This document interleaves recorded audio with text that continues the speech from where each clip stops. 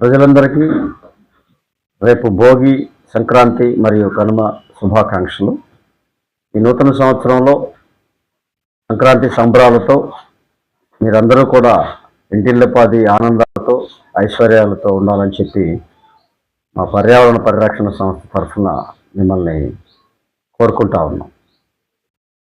అంతేకాకుండా ఈరోజు స్వామి వివేకానంద జయంతి సందర్భంగా కూడా అందరికీ శుభాకాంక్షలు.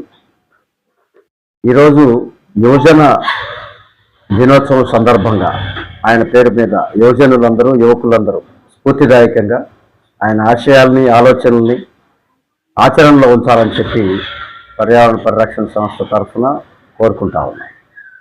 స్వామి వివేకానంద స్ఫూర్తి ఈ దేశంలో, ప్రపంచానికి స్ఫూర్తిదాయకం.